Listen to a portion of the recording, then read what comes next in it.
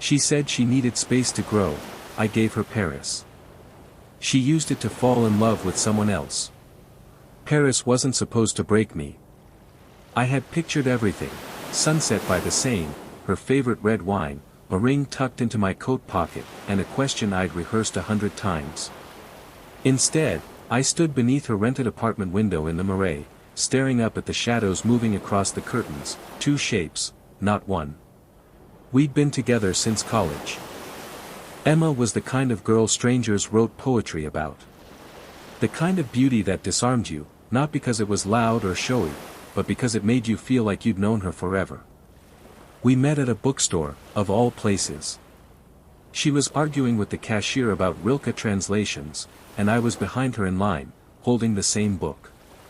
She turned, saw it in my hands, and said, "You have good taste." That was 5 years ago.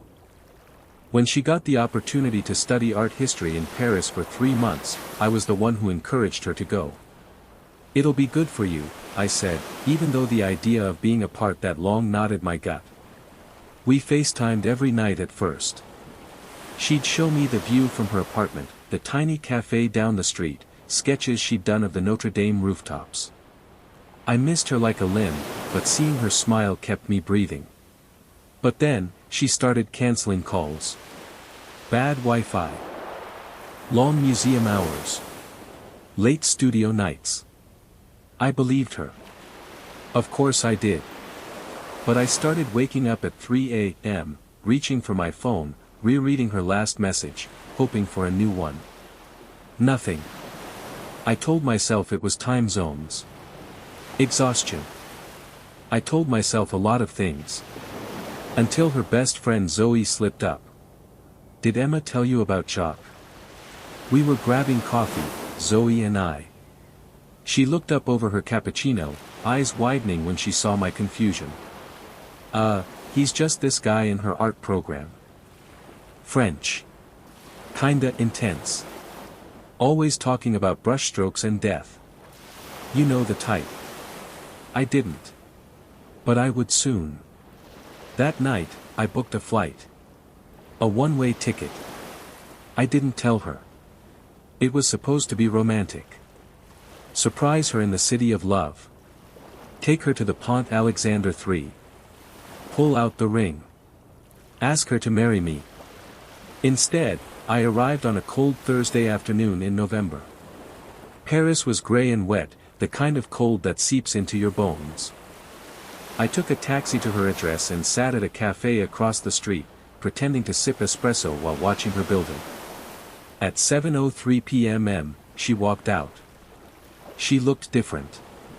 Not bad, just different. Her hair was up, her coat unfamiliar. And she wasn't alone. A man walked beside her. Tall. Dark scarf. Casual. Comfortable. She laughed. That laugh. I didn't know it yet, but the next 7 days would unravel everything I thought I knew about her. About us. About love. And it all started with that laugh. I told myself it could be nothing. Paris is full of people. Artists, tourists, flirts, pretenders. A man walking next to a woman doesn't mean he's sleeping in her bed. Right? But it was the way she looked at him. They didn't touch. Not at first. But she tilted her head toward him like gravity favored his side of the sidewalk. She walked like someone magnetized. She laughed again, softer this time, and her hand brushed his coat sleeve like it was an accident. I knew better. I followed them. Not proud of it. Not ashamed either. They walked down Rue de Turin, past cafes spilling golden light onto cobblestones, past shuttered boutiques with hand-painted signs. I stayed far enough back to be safe but close enough to hear murmurs. I couldn't make out words, only tone. Intimate. He said something that made her cover her mouth to stifle a laugh. Her cheeks flushed in the street lamp glow. I used to be the one who made her laugh like that. They turned left.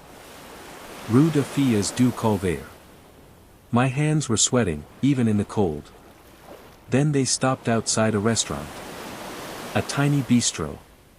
Candlelight glowed through fogged windows. A waiter greeted them with too much familiarity. A reservation? No, he knew their names. They were expected. I stood across the street under a dark awning, pretending to check my phone. But my eyes never left the window. They sat at a corner table. He reached for her coat, helped her shrug it off. I could only see their profiles, distorted through condensation and glass, but I saw enough. She leaned in. He touched her wrist. The kind of touch you don't give to a friend. They stayed for 2 hours. The sky turned inky above the rooftops. My legs hurt from standing, but I couldn't leave. Not yet. When they finally emerged, she was glowing. That's the only word for it. She looked lit from inside. She slipped her arm through his.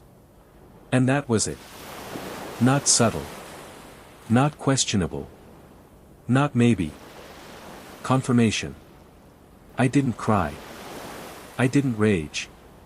I didn't even move. I watched her disappear around the corner with him, my fiancée, my Emma, with a man I'd never met. My chest was full of something sharp and slow-burning. Like frostbite. Like betrayal clothed in romance. I checked into a cheap hotel near Republic. The room was small and smelled like detergent and loneliness. I sat on the edge of the bed, pulled the ring box from my coat pocket, and stared at it. 3 months I'd been planning. 2 years savings. One answer I never asked for. I didn't sleep that night. Only thought. About everything I didn't want to believe. The next morning, Paris looked different. Colder. Meaner. Like it knew. I walked for hours, through streets that should have felt romantic, cinematic, now they felt like ruins. The kind of ruins where love used to live. Every couple I passed felt like a mockery. Every artist sketching bridges or lovers was an echo of a lie. I ended up at a cafe near Montmartre. Ordered a coffee I didn't touch. I sat there, phone in hand, staring at her contact. Her face in that tiny circle, smiling, unaware. I could have called her. Demanded answers. Exploded everything. Instead, I opened Instagram. Her story was up. 8 hours ago. A boomerang of a wine glass clinking against another. The caption, perfect night. No tag. Just that. Perfect night. My fingers hovered over the call button, then pulled away. Not yet. I needed more. More than a glimpse. More than a whisper. I needed the whole truth, even if it killed me. That night, I returned to her street. Waited. The wind cut through my coat like it had teeth. My fingers went numb. Still, I stayed. At 6:40, she appeared. Alone this time. She didn't look around. Didn't sense me. Just walked briskly to her door, entered, vanished.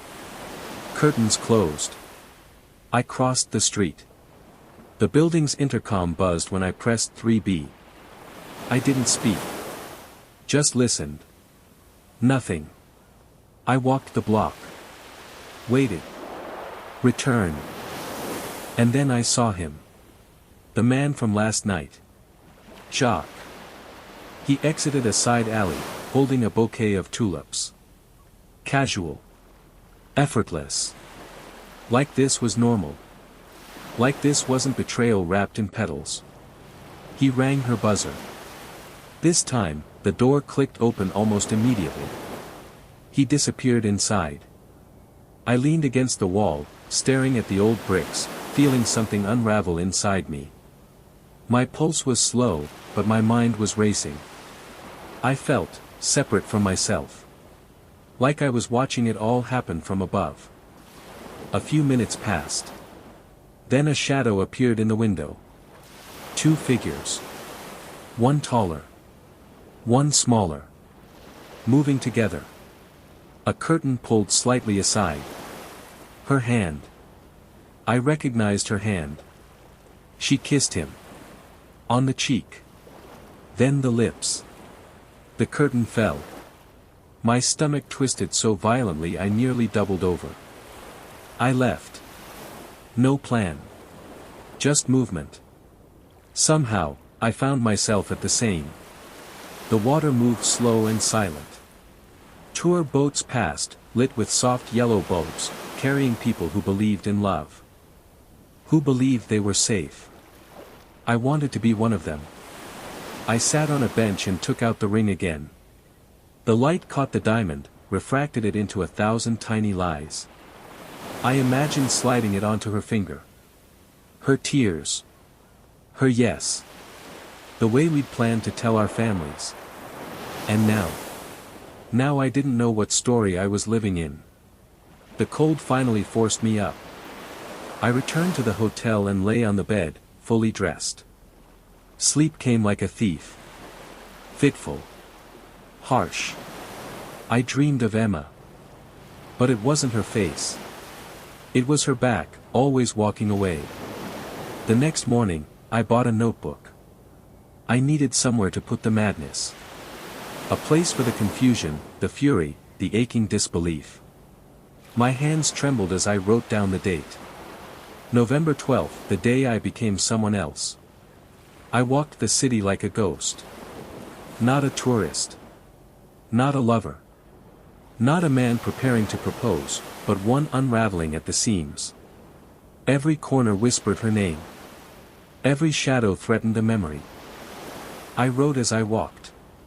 Pages filled fast. Emma's smile last Christmas. The way she used to say my name when she was tired. The morning she cried watching a dog give birth in a viral video. How she once whispered, "I don't believe in soulmates, but if they exist, you." It all felt like a lie now.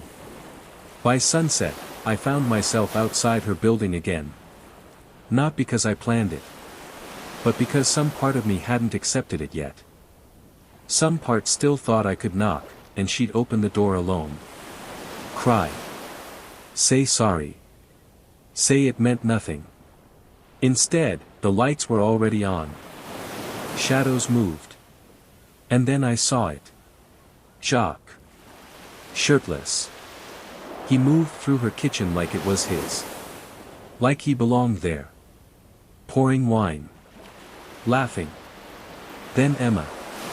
Barefoot. Holding a sketchbook. She showed him something. He laughed louder. She leaned in, kissed his neck.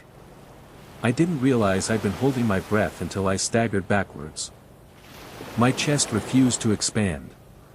My throat burned. I turned and walked away. Fast. I found a park bench. Sat down. Pulled out the notebook. Wrote one word. Done. But I wasn't. Not really. Not yet.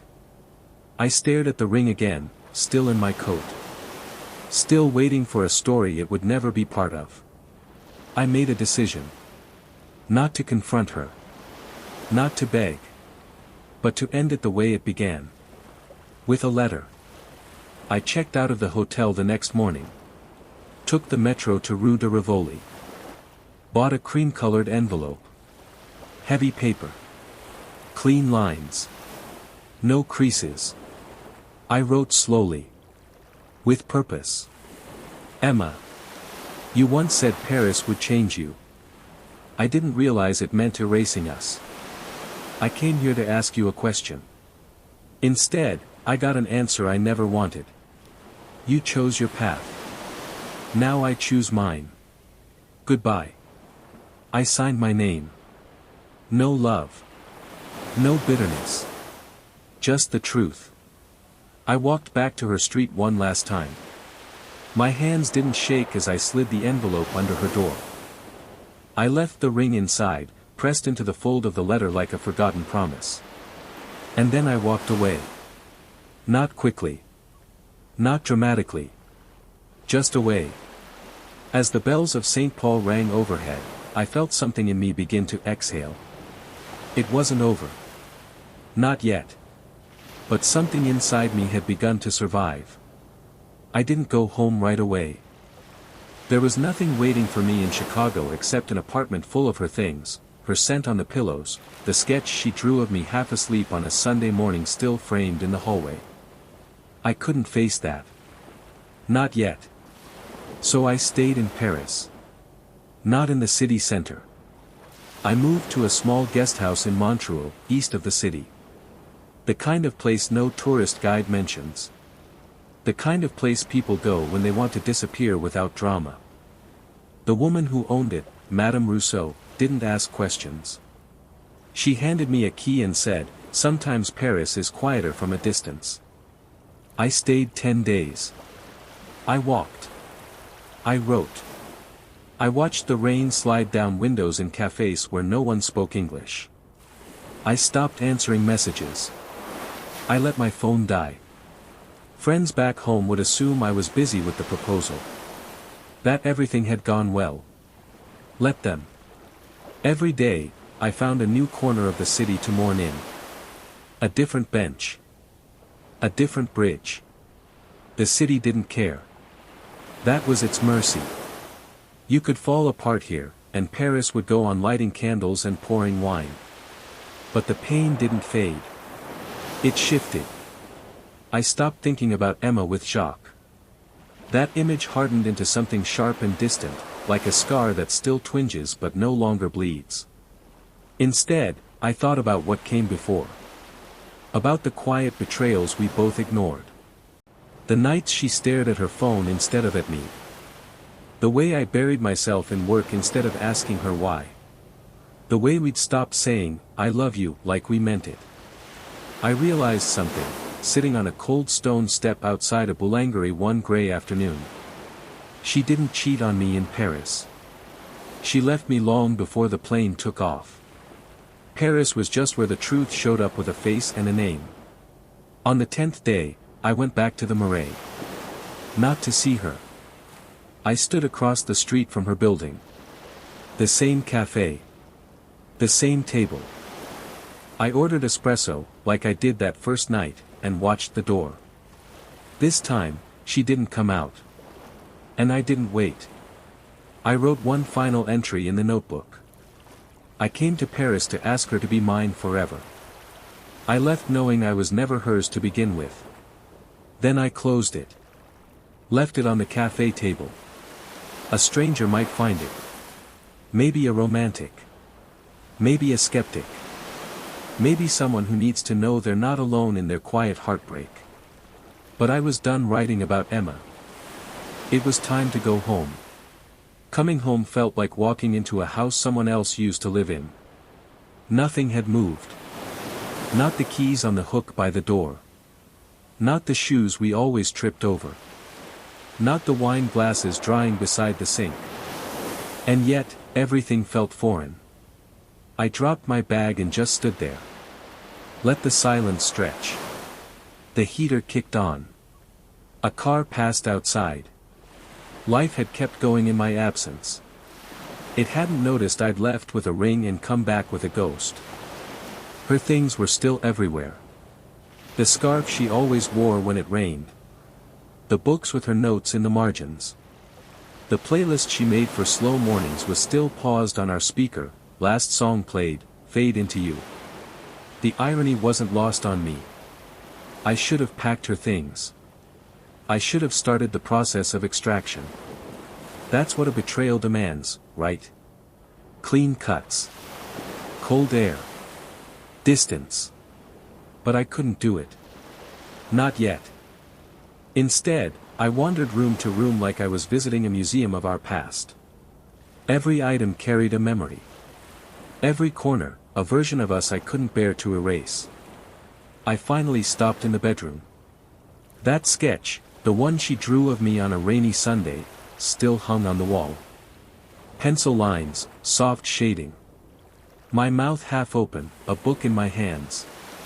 She always said I looked most like myself when I was reading. I took it down. Not to throw it away. But to hide it. I wasn't ready to see myself through her eyes. That night, I slept on the couch. I didn't trust the bed. It felt too big, too full of dreams I'd buried in Paris. The couch, lumpy and narrow, held me like a punishment I deserved. I left the lights on, as if shadows would offer comfort. In the morning, I checked my phone for the first time in days. 12 missed calls. 6 from Zoe. 3 from my sister. 1 from my boss. And 2 from Emma. No voicemails. Just the calls. 1 text. I think I saw you in Paris. Please call me. We need to talk. I stared at it for a long time. She saw me. I hadn't noticed. Or maybe I had, and I was too broken to register it. What did she see? A man in a coat he hadn't washed in days. A ghost sitting at a cafe table with a ring in his pocket and a heartbreak scribbled in a notebook. I didn't reply. Not yet. But I saved the message. Not out of hope, but out of something colder. Evidence. Of what? That she had the nerve to ask for words when her silence had already said everything. I got dressed. Took the sketch. Walked 2 blocks to a framing store. Told them I wanted it rematted. Clean slate, I said. The guy behind the counter didn't ask. I appreciated that. Zoe showed up 2 days later. No warning. No text. Just the sound of knuckles against my door, steady and familiar. I opened it in a wrinkled t-shirt, a mug of cold coffee in my hand, and the hollow stare of a man still trying to climb out of something unnamed. She didn't smile. Just said, I figured you'd be like this. She walked in like it was still last summer. Like Emma wasn't a bomb that had gone off between us. I closed the door. I'm not really in the mood. I don't care, she said, dropping her bag. You disappear. No calls. No texts. Then I find out you were in Paris and never told anyone. You expect me to be okay with that? I didn't answer. Not because I didn't want to. Because I couldn't. I had nothing left to explain. She sat on the couch. Kicked off her boots. Looked around at the apartment like it had changed shape. In a way, it had. You saw her, didn't you? Zoe asked. I nodded. And? There was someone else. She exhaled like she'd been holding it in since the moment she knocked. Jacques, she said. Not a question. I sat in the armchair across from her. Elbows on knees. Voice low. You knew. Zoe didn't flinch. Not officially. But yeah. I knew something wasn't right. Emma started pulling away months ago. Skipping calls. Hiding things. I asked. She denied.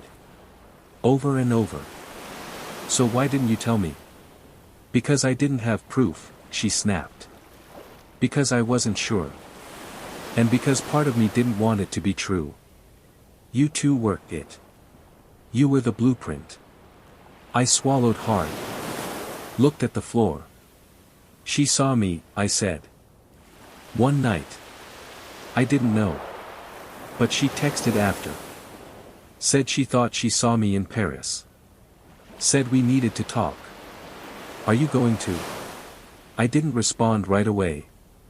I don't know what there is to say. Zoe leaned forward. Her voice softened. Closure. Clarity. Answers. Or more lies. Maybe, she admitted. But what if she tells you something you didn't expect? Something you need? I stood. Walked to the window. The sky outside was gray and restless, same as Paris had been. I don't want her back, Zoe. That part of me died over there. Then don't call for her, she said. Call for you. Silence. Just the hum of the fridge. The distant sound of a siren. The weight of something unsaid between old friends. You look thinner, she said finally. I feel hollow. Zoe stood and wrapped her arms around me. Not romantically. Not in some desperate way. Just, human. Warm. You're not hollow, she whispered. You're healing. I didn't believe her. But I wanted to. I called her that night.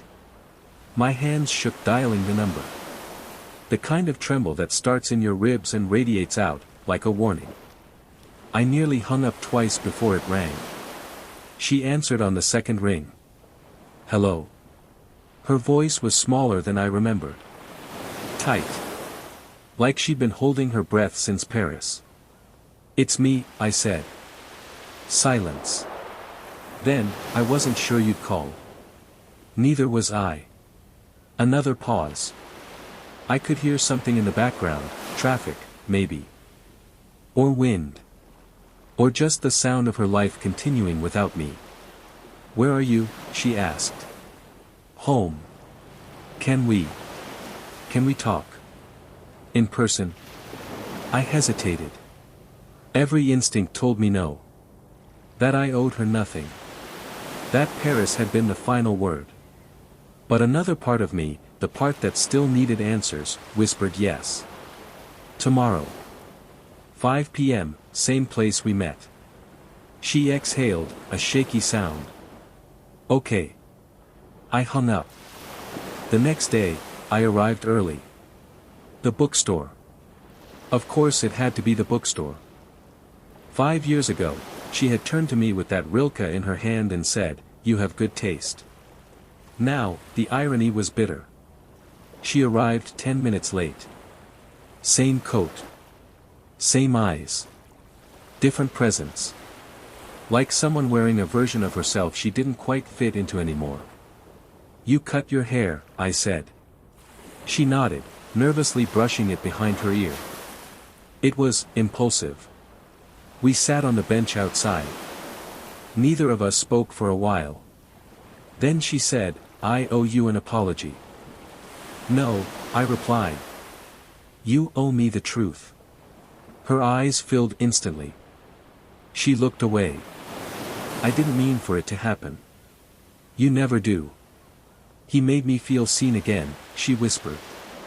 "Like I was alive. I didn't know I was lonely until I wasn't." That line gutted me. "And I made you feel invisible." "Not on purpose," she said quickly. "You were always kind. You were steady. Safe. But I started to feel like I was disappearing. And I didn't know how to ask for more without sounding ungrateful. So you found someone who made you feel special. Someone who wasn't me." She nodded, crying now. "It wasn't just sex," she said. "It was escape." I stood. Walked a few paces. The sky was turning the color of ash. "Did you ever plan to tell me?" "I don't know. Maybe. Eventually. When I figured out what I wanted." "And what do you want now?" She looked up at me. "Not to lose your forgiveness. Even if I don't deserve it." I sat down again. Staring at the sidewalk. "You lost a lot more than that." She nodded. Said nothing. We sat in silence until the streetlights flickered on. "I loved you," I said. "I know," she replied. "And I'll always be sorry." I believed her. And somehow, that hurt more. The next morning, I woke to light, real light, breaking through the curtains. For the first time since Paris, it didn't feel cruel. It didn't feel like a spotlight exposing grief. It just felt clean. I made coffee. Sat in the kitchen barefoot, letting the mug warm my hands. The silence wasn't so loud anymore. It felt like mine again. Emma hadn't called after our meeting. I didn't expect her to. There was nothing left to say. She had asked for forgiveness, not love. And in that, I found something close to peace. Not closure, Closure is a myth sold by people who've never bled this way, but something like breathing without the weight. I spent the morning cleaning. Not just cleaning, erasing. The framed sketch. Packed away. Her books. Boxed. The playlist. Deleted. It felt like a funeral. But a necessary one. For the future we'd built that never got to live. By noon, I opened the windows. Let the September air in. Crisp, with a whisper of fall. The kind of breeze that makes you believe in fresh starts. Zoe came by with lunch. She didn't ask questions. Just placed a bag on the counter and handed me a sandwich. "You look taller," she said. "I think I just feel lighter." She smiled, but it didn't reach her eyes. "Did you get what you needed from her?" "No," I said. "But I got what I needed from myself." Zoe nodded like she understood. Maybe she did.